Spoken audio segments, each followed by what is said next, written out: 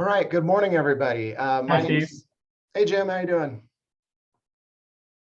Good morning, everybody. My name is Steve McDonald. I'm the Vice President and County Manager here at Deschutes Title. Really appreciate all of you being here for our class today. Got a good one. Mr. Jim Templin is our speaker. He's the president of Santiam Escrow. They are a niche kind of real estate collection escrow company. I've known Jim a long time. He's real active in the Oregon Escrow Council, and he's going to kind of educate us on some of the things he's seeing. As always, if you have a question, feel free to raise your hand or put it in the chat box, and I will try to get to it as best I can. With that, I will turn it over to you, Jim. Take it away. Thank you.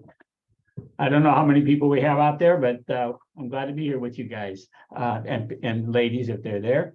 Santiam Escrow has been around since the 70s, and back in those days, we were an escrow company, of course, and my wife is a senior escrow officer and retired now, lucky her.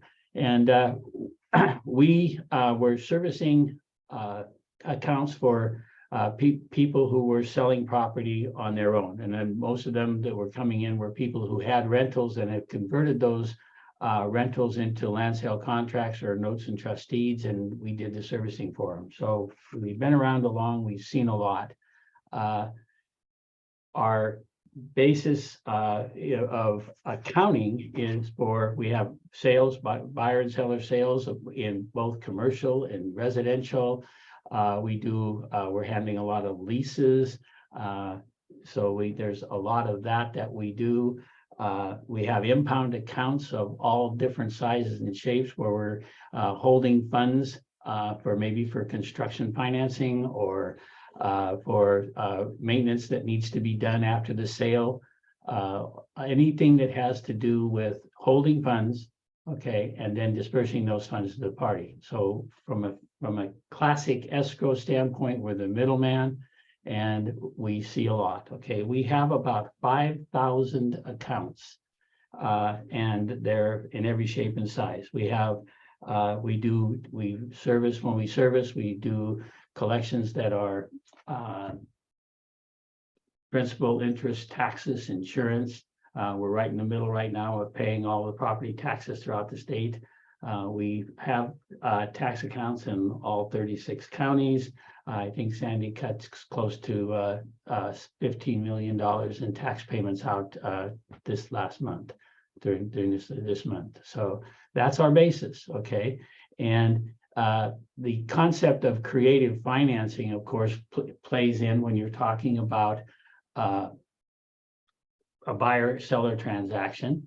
Okay, we're seeing, because of the economy, we're seeing a lot more sellers who are willing to take back the paper on their transactions because they realize that they're going to get a sizable down payment and the money's there. What are they going to do with it? Because the stock market goes all over the place. The banks aren't paying into any interest on savings accounts, and so to get a fair rate of return on what they've sold and know that they know the property, so they're comfortable with that transaction, then they will let us do the servicing for them and put the money in their bank account as we receive the payments.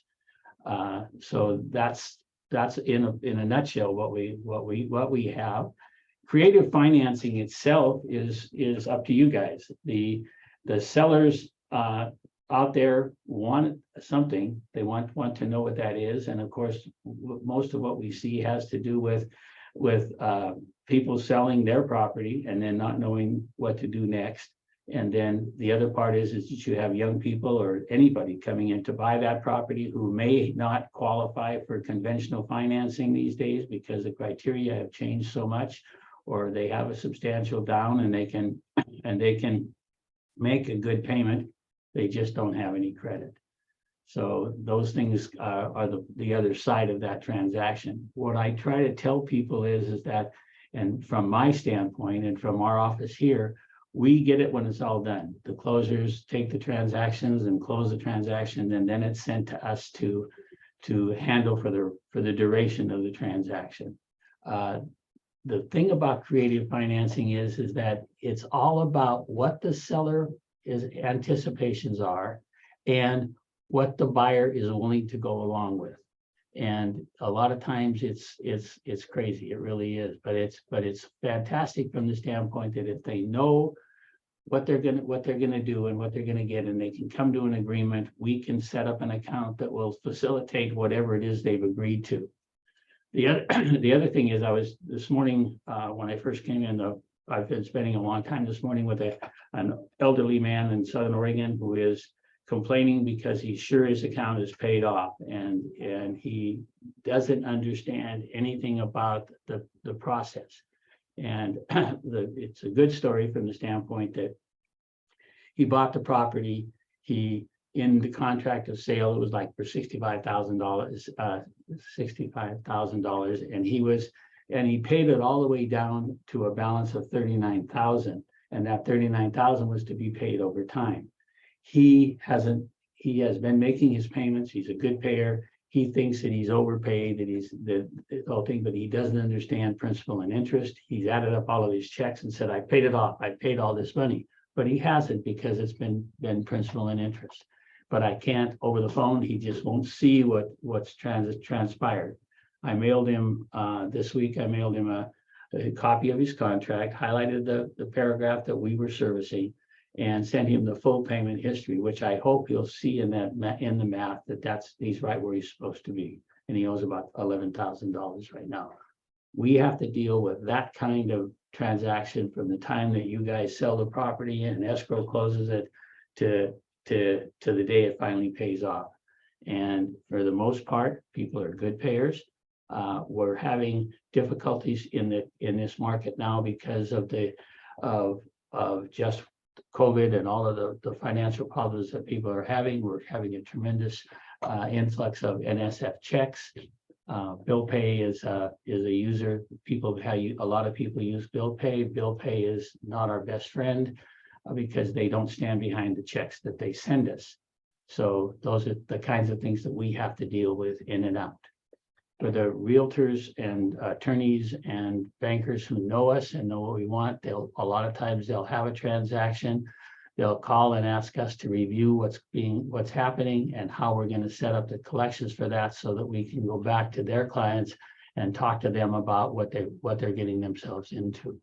And I would say that any of you who have transactions that are out there, run them by us. Let us see what's going to do, and if your sellers are having misgivings about the risks that are involved in seller financing, I'm more than happy to discuss it with them. I wanted to cover a couple of situations. I guess it would be helpful if you guys had asked a question, because that's normally what I get, is a lot of questions about how does this work and how does that work. But the reality of collection escrow is that we're neutral. We work for both parties. What's good for the sellers is that we're there for them in construction financing. We get the whole contract for the construction. We then get the request for disbursement to the builder, and we send it to the lender to approve it, and then the builder gets his money. And it works out really, really well, because we do most of that online, and the way for the transaction to happen.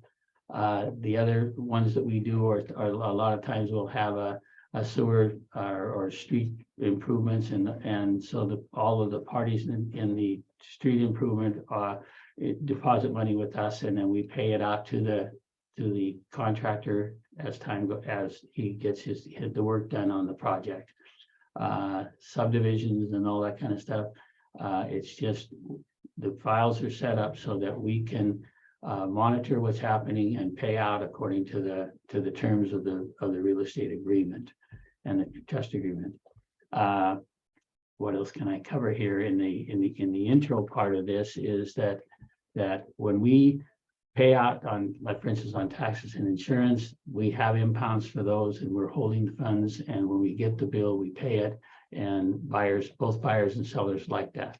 And this week, of course, we're getting a lot of calls on taxes because new buyers don't understand that the money's here and we can pay it for them. They've gotten a bill from the county, and we have one, and so we let them know that it's been paid. If there's money that's needed, we've already contacted all those that had did not have enough in their impound to pay the full 3%, and almost all of them have come right back with us with the additional money that we need to get the 3% discount for them.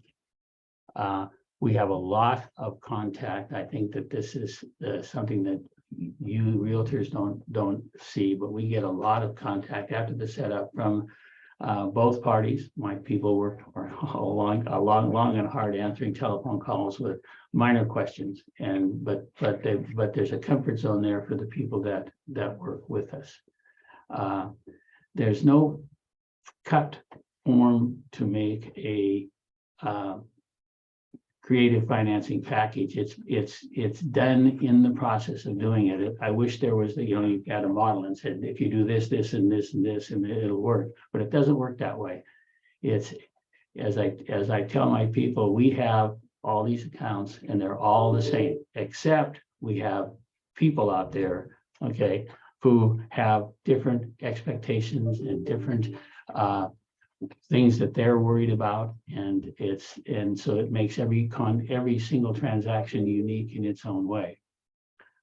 We like to talk to the realtors when they're setting these things up, especially when you're taking a listing. We like to be in on that. Not that we're going to give any advice or make big, but if we know what's transpiring, then we can think ahead about what's going to happen when we get the packet from title. The title officers and escrow officers that we work with are very good at making sure that we get all the information that's necessary to work with the people. I think that the other thing that I think that we're very good with is payoffs. When we get a request from the title company that one of our accounts is paying, we get them the information that we need and that they need for the payoff and for their closing as quickly as we possibly can. The other part about that we found in the history of our business is the fact that because we're the escrow and because we're holding the note, the trust deed, the contract, the fulfillment deed, the deeds of the requests for reconveyance, we get those out and get those done quickly so that and send them to the closer so that the transaction can move swiftly. There's I don't know how to explain the fact that it takes my payoff people. We have payoffs requests right now for mid-December. Well, we explained that we can give them a payoff then, but we're going to have to repeat because we probably have a payment coming in between now and then. So you have to be on top of that for your clients. But the buyers and the sellers work with us and make sure. I don't like it when a loan broker or whatever will tell a client, well, we'll get this done in time. Don't make your next payment. We'll get it closed before that payment happens.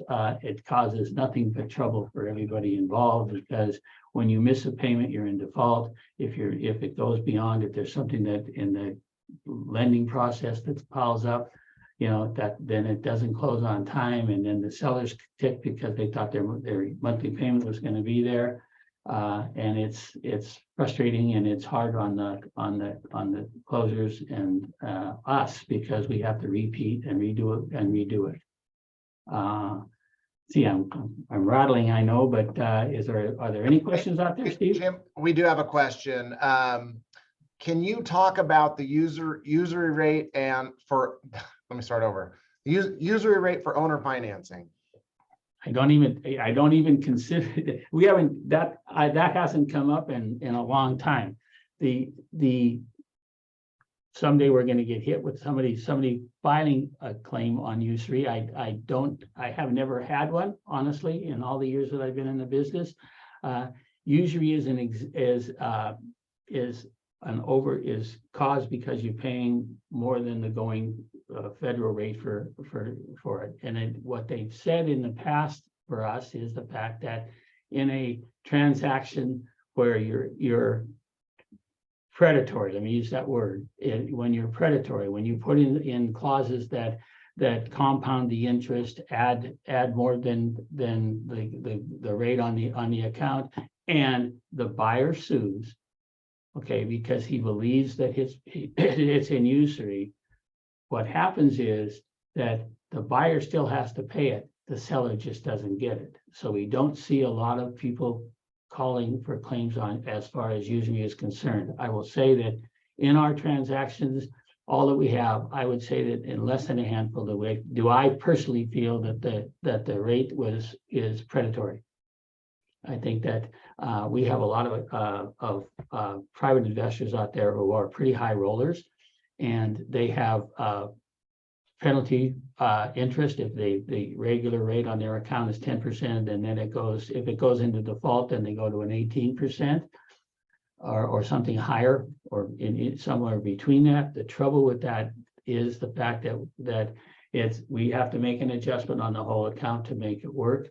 In the cases in the last 2 years, I'll say that we've had, most of the time, if it was going to pay off, the lender voided the penalty rate and took the actual rate on the account through the account. Very seldom do we see someone who says, yeah, I want my 18% as well. Hey, Jim, do you think, I don't know what the law says. I think it was 9 or 10% or something like that, like you were saying. Mhm. But which when rates were, 3, 4, 5%, seem pretty high. But do you think, over the next, whatever time period, now that interest rates have gone up and they're a lot closer to that number, do you think we'll be hearing more about that in the next year or two? Oh, absolutely. I had a whole list of things that I'm worried about. CFPB is getting more and more involved in everything that we do. Consumer Financial Protection Bureau. The rates that are out there, okay, in my own experience now, we've been everywhere from 3% to 18%. Okay, I can remember back in the 70s, 80s, we had 18% accounts. One of my favorite stories is the fact that when rates started dropping and they got 10 and they got down to 8 for that we were seeing in private financing. I got a lot of calls from my clients that I service for saying, don't let them, because we were getting payoffs because these people were dropping down. I said, don't let them pay it off. Lower the rate for them. And for the period, if they're current, that the rate goes down. So we sent out a couple hundred letters to buyers saying that your rate has been lowered. And at that time, I think we lowered down to 8%. And that was the best Christmas we ever had. I mean, a lot of people were just excited. All of a sudden, they were seeing principal reductions that they hadn't seen before, and it was a good thing. Right now, we have what we're seeing coming in for private investors is in the 7 and 8s because it's a consistent rate. I think that the problem that we all have in the industry is the fact that if since prices have gone so high and the cost of real estate is skyrocketing, we all see that. Do the math. The $100,000 increase in your sale price changes the payment by $1,000 a month, and it has to be affordable for these guys. And if the interest rate is exuberant, it's going to be very, very tough for them to crack the nut. That's what I'm seeing. I'm seeing it's making it harder and harder. If we could get decent rates at the prices from the conventional lenders, that would be good. If in negotiating a sale for a private individual, okay, I think that one of the things that we have used a lot and we don't see it yet coming back yet is where we do loans that come out of here that are based on a 30-year amortization with a 5-year call. Everything by the CFPB has to be it has to be 5 years or more, not to be invasive. Okay, and so if you can plan your sale and your loan on a 30-year AM with a 5-year call, I know from experience that with the 5-year calls, very, very, very seldom are they called. What they are is it gives the lender a chance to adjust the rate if the market rate has gone up, on their account. So if somebody comes in and with knowing that they have a balloon payment at a date coming up and ask us, we'll go out to the lender and ask them what they want to do. Most times right now they've been just, extended, so give them another 5 years. And that's what I like about creative financing. But I know that we're going to see them going back with people who have 5% rates or whatever, saying, yes, we'll extend it for 5 more years, only we want the 7% or whatever the rate's going to be on the board. It's in the history. Go ahead. I'm sorry. Go ahead. Keep going, Jim. No, I was just going to say that it's interesting that throughout the course of history, from my experience anyway, that it's people who have an investment, they never ever want the people to pay off. Okay, they want it to go for maturity. It's a nice monthly income. When we do distributions on estates, a lot of our stuff has gone from mom and pop on to 17 kids, and we're dividing the money up 17 different ways to make the payments, but nobody wants to be paid off. They want that check coming in each month. Jim, we have another question, Sure. A couple more actually. Dale asks, can an interest rate be too low with owner financing? No. And I say that because a lot of financing in the last year, I think we had a lot of family sales, and the family is letting the individual have the property at 2%. But there has to be an interest rate. They have to pay interest. If they don't pay interest, and the feds see that there's somebody's getting interest income or getting income, and it's no interest, and I don't know how they ever find that out, but they do, then they come back and make us rechart it at 9%. So if there's a 3% rate or a 2% rate on seller financing, that's fine, but there has to be interest. Got another question here, Jim, before we continue. Is a 5-year call the same as a balloon? Yes. Yes, yes, it's a balloon payment due in 5. Okay, and that's what it is. And so the idea being that I'm trying to get people to ask for an extension to do that, because I know that a lot of sellers will grant that. And so so I'm the one that's saying, ask for an extension because it's out there. Okay, if the seller doesn't want that, then it's all due and payable. You're faced with that call. And I guess we could, because we're playing creative financing, I suppose you could put in there that that was what it was, that in 5 years, the rate would be reviewed. And that would take the call out of it, because it only has to do with a rate change.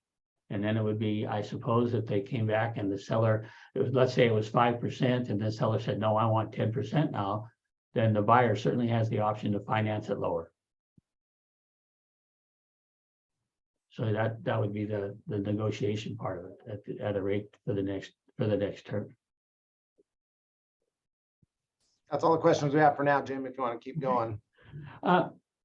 Let's talk about that, because what happens is in the course of time, people get used to the monthly payment. If the people are consistently paying, okay, whoever they sold to are good payers, they let them go. I mean, they let it work. They let the extension happen even at the same rate, and that I think is really positive about owner financing, because it's a positive thing. I can tell you dozens of stories about one we just finished right now, where the young man was in an automobile. It was in a motorcycle accident. He was really laid up. The seller called and said, let it ride. Just let's just see how he does with this transaction. And he didn't pay for several months, and then started paying back, and they just said, this is good. We're getting the income. He's the house, somebody's living in the house, everything's fine. Now he's back at work. He's making good income, has a girlfriend that has good credit. They went in to get refinancing. The seller said if they don't want to refinance, we'll extend whatever they want to do. They went and got the refinance based upon her credit, and in the process we had to get her entitled to the property, or the bank wouldn't lend her the money, wouldn't do the refinance for the money. The seller more than said, go right ahead, let's get it done. So we deeded the property to she and he as tenants in common, and then shifted it to a note and trust deed so that they could get the refinance, and everybody's happy. They've got a 5% rate, and the reality of the whole thing when I was talking to the lender was the fact that they didn't refinance to take money out. And the value of the property at the time of the sale was $200,000 when he bought it, and the balance that he owed on the account was 100. That's all they were refinancing, and the bank was ecstatic. They wanted to get it done because they wanted that loan, and it's good. And it gives you a good feeling when everybody works together. That's the very first time that I've had a bank come back and say, help us do this. We want to make this loan to these guys, and worked with us to get the title and everything ready for them to have it.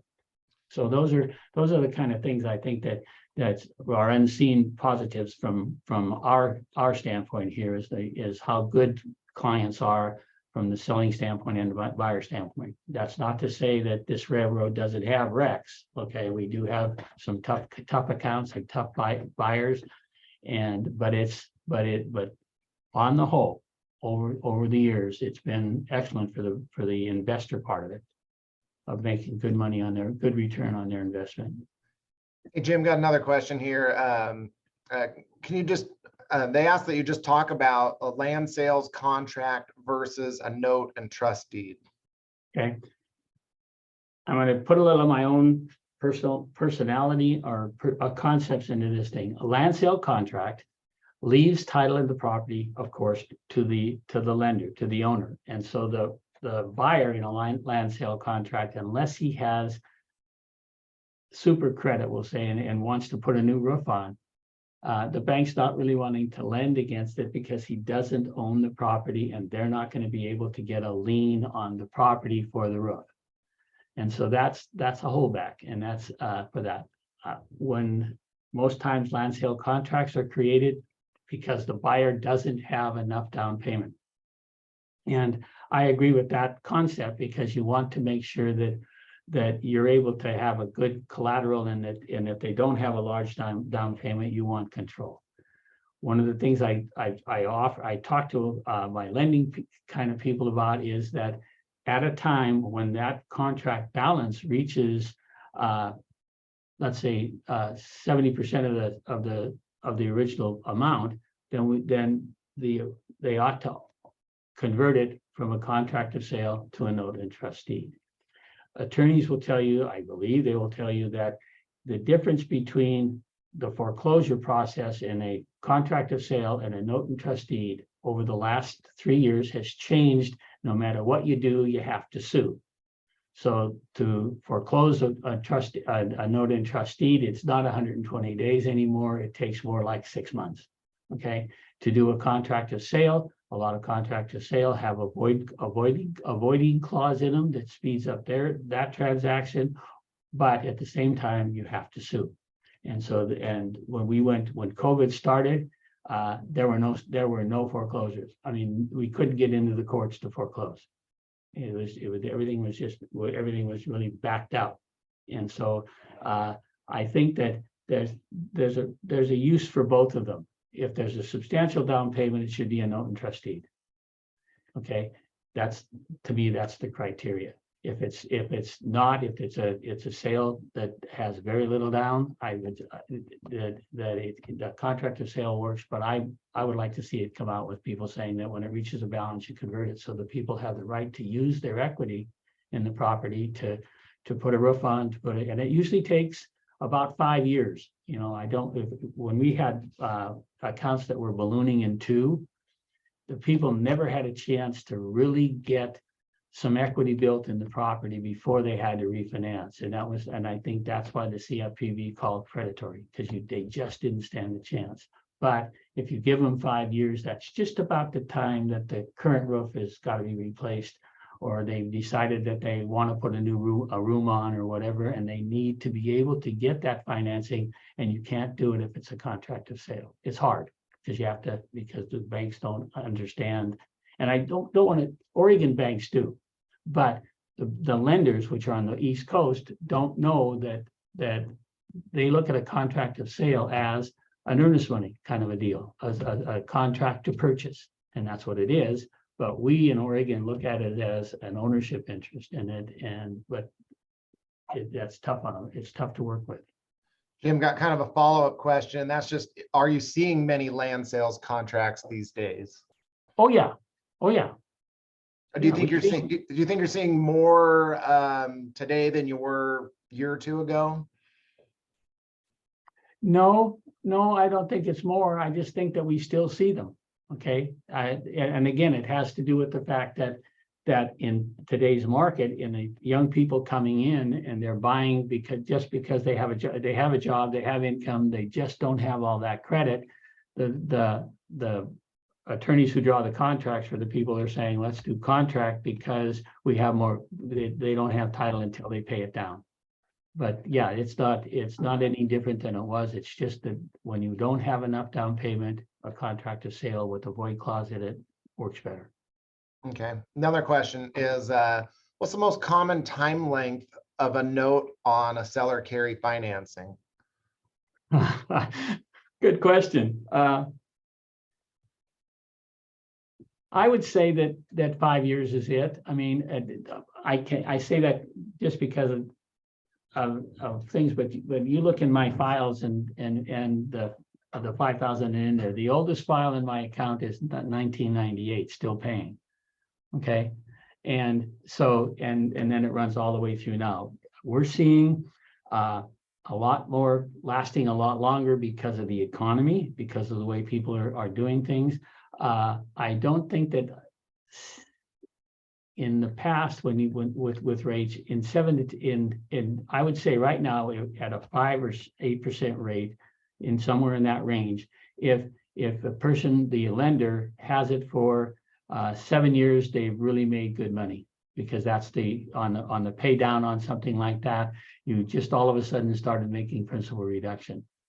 But I would say that on average, maybe 10 years is the longest that they go, but they certainly go 30 and they certainly go 20 and all that.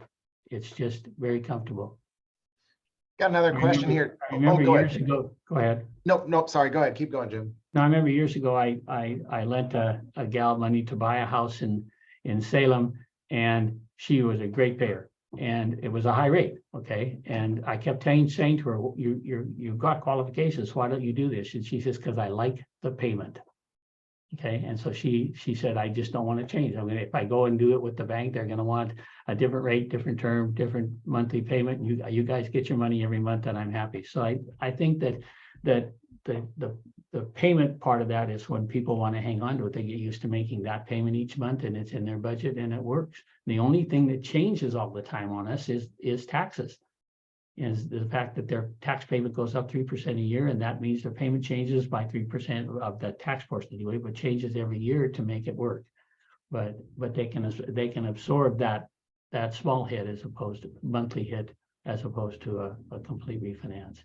And I think if you think in terms of the cost of the refinance, and it's, you know, you're having to borrow more to pay off the loan that you've already got. Wouldn't it be easier if you had that money just to pay the loan down, and it would speed up the payoff?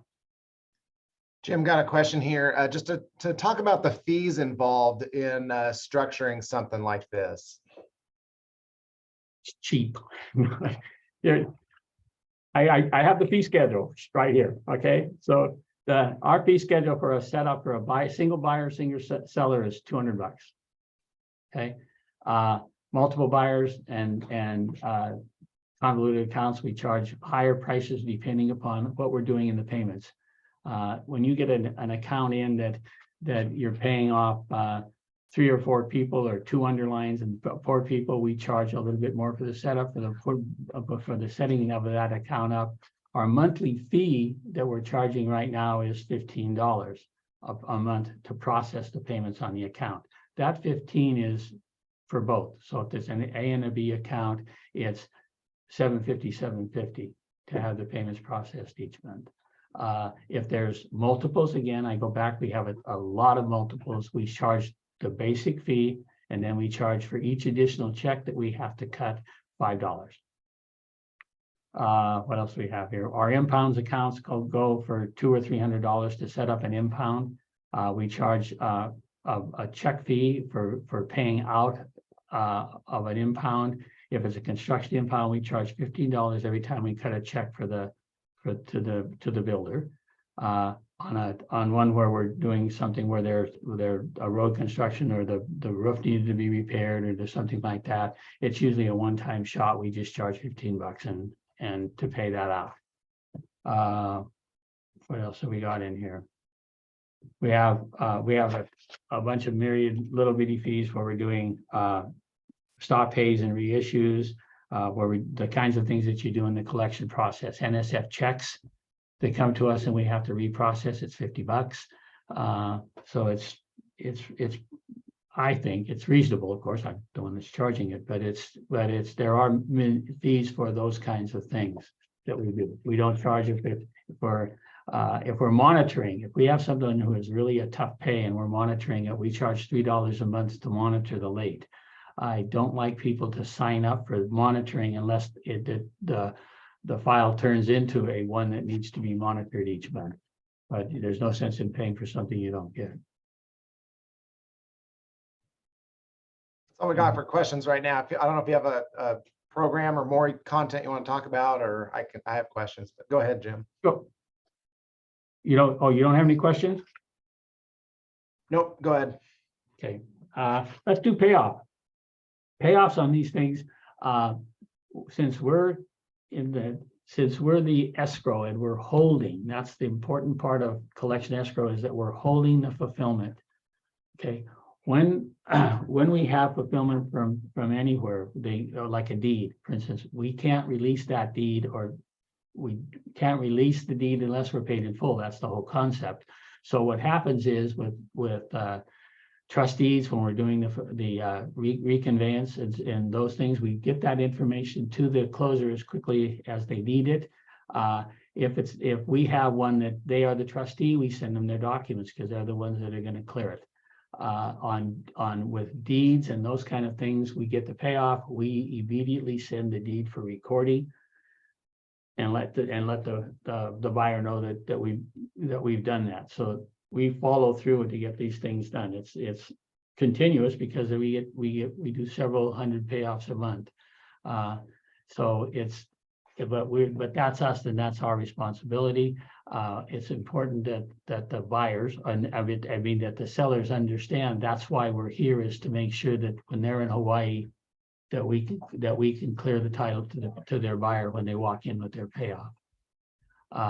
The payoff of an account, the closing of an account, and that kind of thing. And there's a fee there, which is $100 for each side for us to close the account. All of the accounts that we service are held because we're a paper.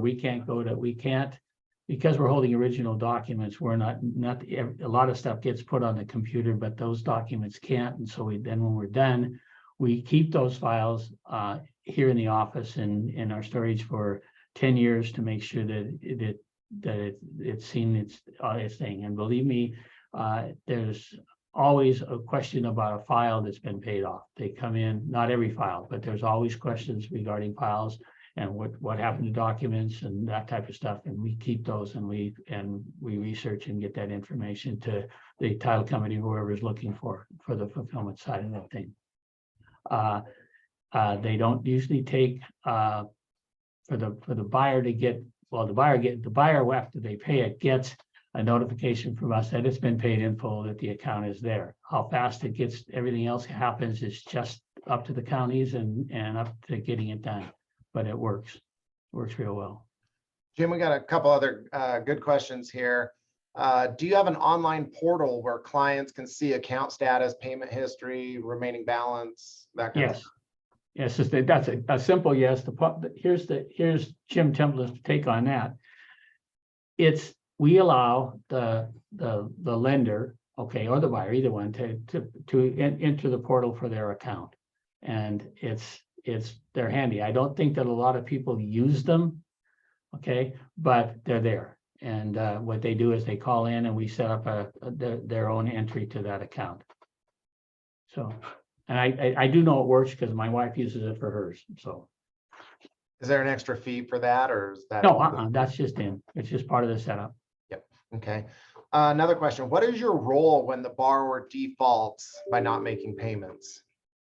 We start, it all starts with us writing them a letter saying that you're late, your payments aren't coming in. Then the lender people, the people who are the lenders have to take the action. They're the ones that have not been paid.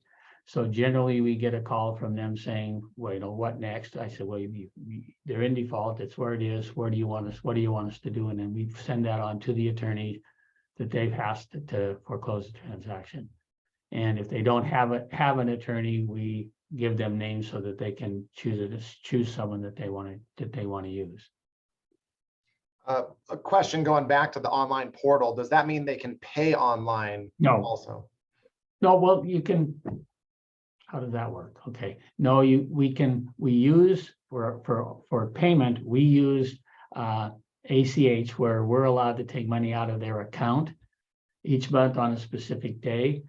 We talk very long and hard about that day, making sure that they understand that the money has to be in the account as collected funds on the day that Sue goes in and takes that. On the first of the month, Sue hits 800 accounts for payments on average. So on the first day of the month, okay. So and takes the money, gets the payments processed, and those payments, when we do that, those payments go out to the sellers immediately. Okay. If we use bill pay, or that people are using their own bank for bill pay, what people don't understand is the fact that bill pay is only a check writing company, and we have several of those companies sending us checks, and we'll get in the mail maybe 18, 20 checks, all dated on a different day. And so we have to wait for the day of the date on the check before we can process the payment onto the account. The second part of that issue is they never bothered to take the money out of the people's account before they wrote the check. So that if we put it in there and there's no money in the account, then the check bounces. We have no recourse to the bank about that check because it's not, they're saying, well, it's not our check. We didn't do it. I mean, and we're saying, well, that's your name on the check for this account, but we're losing that battle. And so then it becomes a really Donnybrook chasing the buyer to get the money back. And it's not an embarrassment, but it's a frustration to have to go to a lender and say, you need to give us our money back. So I'm not liking bill pay. We're liking it less and less.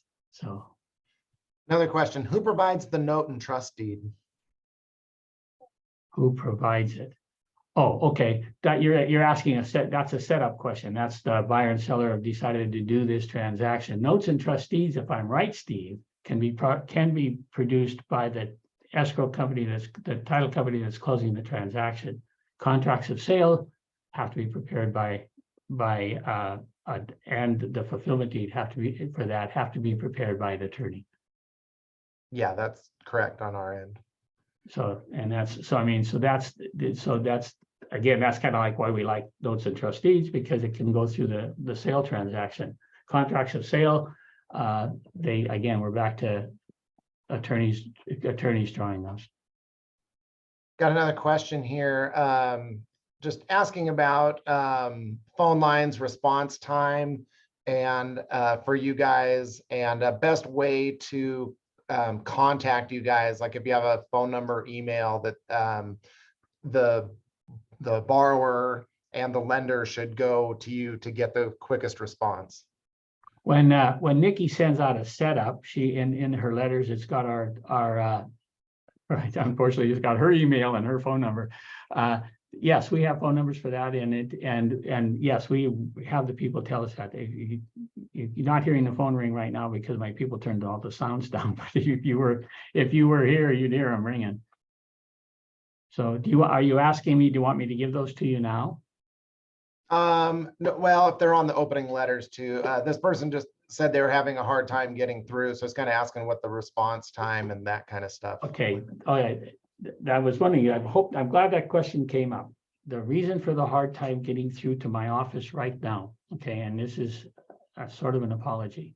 I have two people, one person in the Mayo Clinic for cancer surgery. I have another person who is taking care of her mother. I have another one who has a child that's very sick. And so I am down to a very, very, very short staff right now.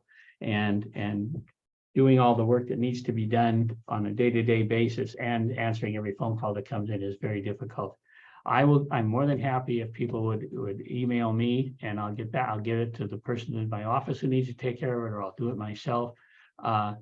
With my email, because it's very difficult. It's a hard time right now, and I'm not apologizing. I'm sort of apologizing because I get it from a lot of people. It's tough to get in here, and we've got 5 lines that are open, and they're all tied up. So,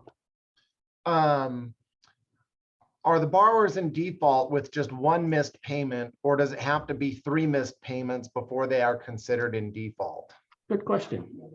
That if you go by the law, you're in default when you don't make your payment, period.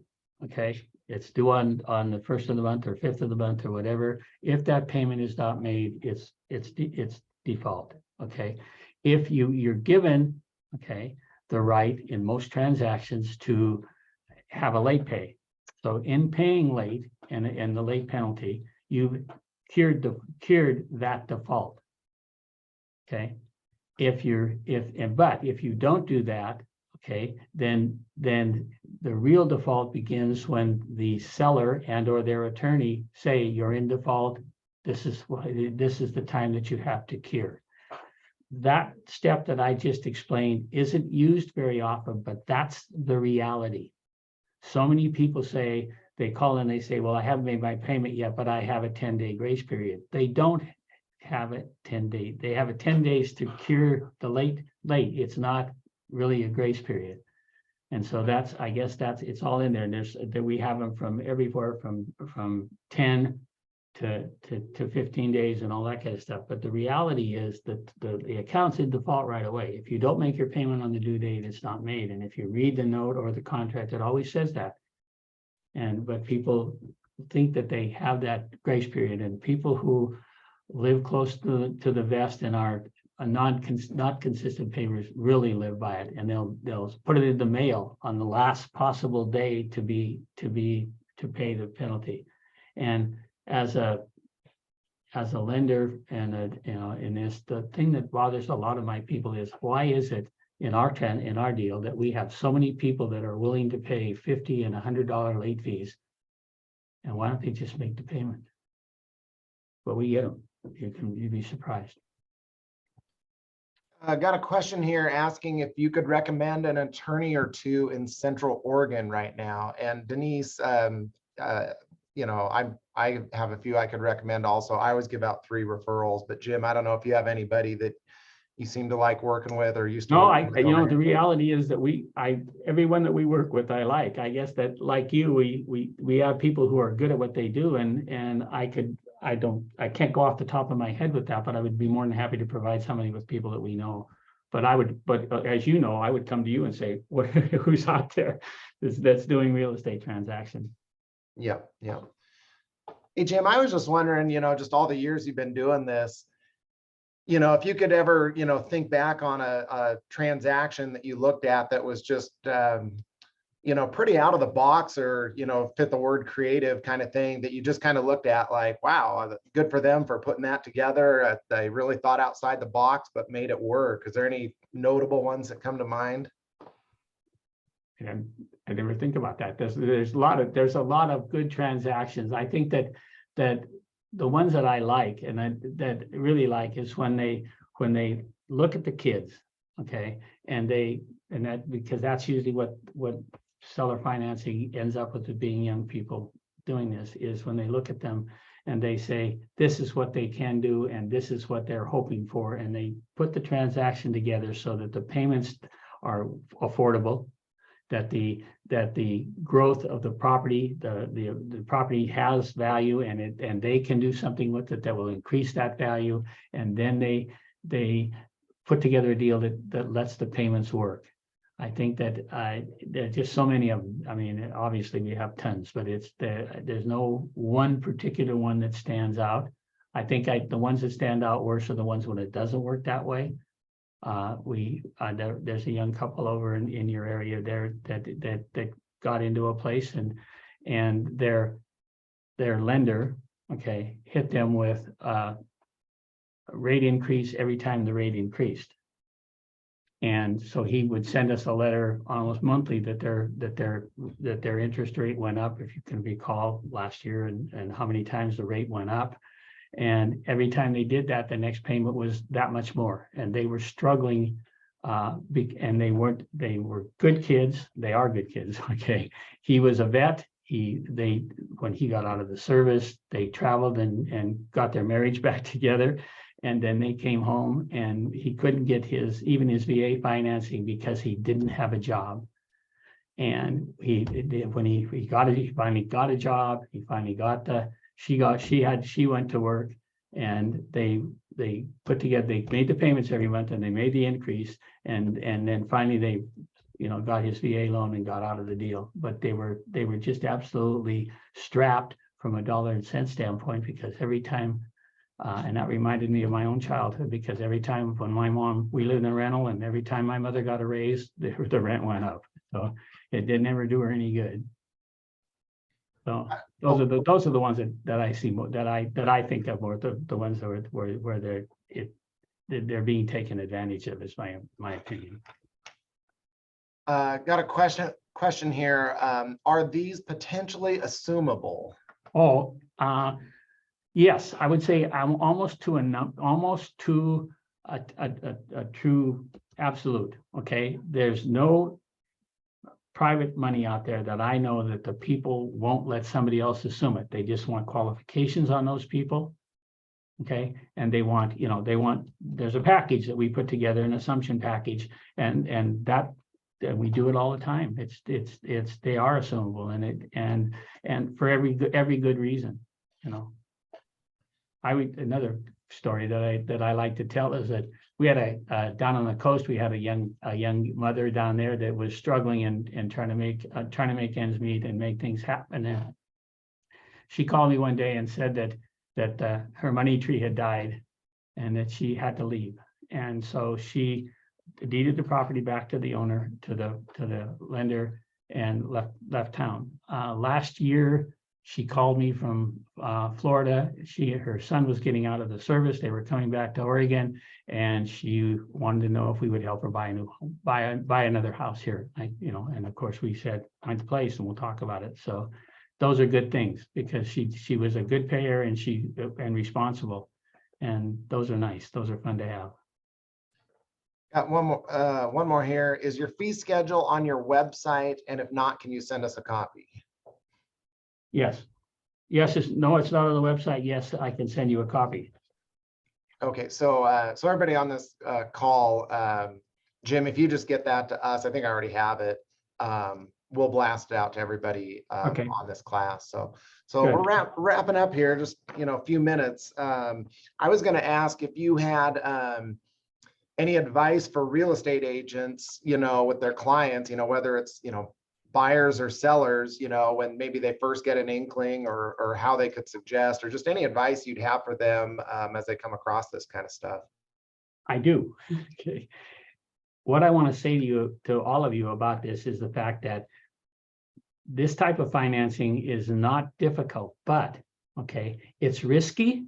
Okay. And I think that in the years to come, this year and on, you realtors have to become more really in tune to the financial parts of what's going on, and be able to let your people ask questions about options. There are tons of options, because it's as broad as the people that are there. It's their imagination and what we can do.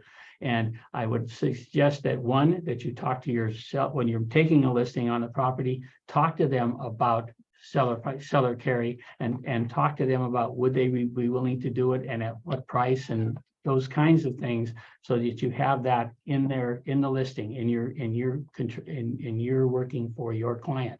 Same thing with when you're talking to new buyers and you're representing them. Find out what they can do. Talk to them about the seller financing. Talk to them about where their goals are, and then you'll be surprised. Okay, sometimes they can do it, but they need to borrow $10,000 from mom or dad or whatever. But the idea being that you have to be more attuned to this type of financing and this carryback, because the prices are high, and it's hard work. I know you guys, I can't sell real estate, okay, but you guys can. But I think that if you can get them to talk to them about this when you're doing the listing, it's going to make the transaction, whether somebody comes in and has the financing and do it, fine, everything's great.